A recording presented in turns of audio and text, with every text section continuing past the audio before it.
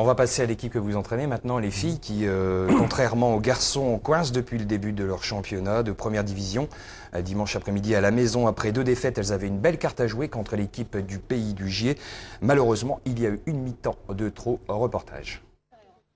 C'est une équipe de Grande-Synthe fermement décidée à empocher les précieux points de la victoire qui s'est présentée sur son terrain dimanche après-midi face à un adversaire direct pour le maintien, l'équipe du Pays du Gier a priori à sa portée. Malheureusement, les filles de Roger Dupont ont montré les limites de leur intention, surtout en deuxième mi-temps où elles ont lâché le match.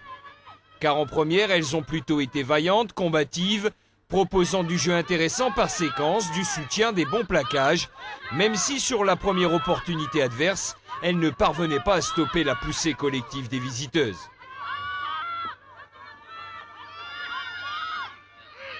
Cueillies à froid, menées 7-0 après la transformation, les Olympiennes reprenaient rapidement leur esprit. Elles récupéraient un ballon perdu en sortie de regroupement. Le soutien était présent. Le ballon était joué finement dans la brèche. L'essai était au bout de l'action. Transformé, il permettait aux filles de Roger Dupont d'égaliser 7 partout. S'engageait alors un duel de buteurs, pas très efficace d'un côté comme de l'autre. À la pause, avec une pénalité réussie pour chacune des deux équipes, le score était de 10 partout. Là, on a vu, on a des balles d'attaque, on est complètement en plein. On se fait la passe comme ça à hauteur. C'est pas possible. On n'a pas d'élan, on ne peut pas passer le premier rideau comme ça. Physiquement, on va gagner jusqu'au bout là. On va aller jusqu'au bout. C'est nous qui allons faire la différence à la fin.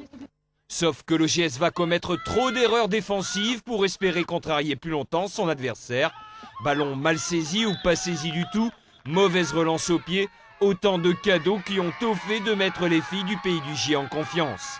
Des erreurs qui ont coûté cher, surtout qu'en face, l'ailière Sylvie Baboard était rapide. Au total, les visiteuses inscriront 4 essais en seconde période. La domination était nette. Score final 10-32, l'OGS s'incline pour la 3e fois en 3 matchs.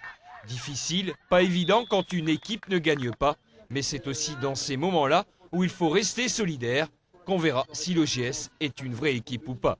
Bizarrement, d'habitude on tient sur le mental, on fait grosse impression parce qu'on lâche rien. Là il y a eu des petites tensions sur le terrain et c'est pas bon quoi. Ça tient pas grand chose et c'était largement prenable. On l'a tous dit à la fin du match qu'on pensait vraiment avoir une chance sur ce match. C'est un des 4-5 matchs qu'on pensait pouvoir gagner et on est un peu déçus du score. La 32-10, ça fait trop mal, quoi.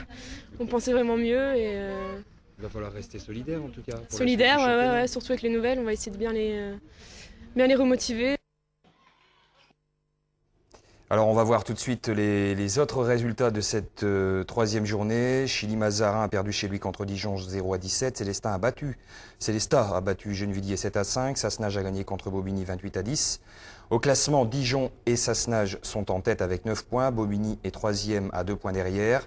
Suit 3 équipes à 5 points. Gennevilliers, Pays du Gier et Chilly. Grande-Synthe est dernier avec 3 points.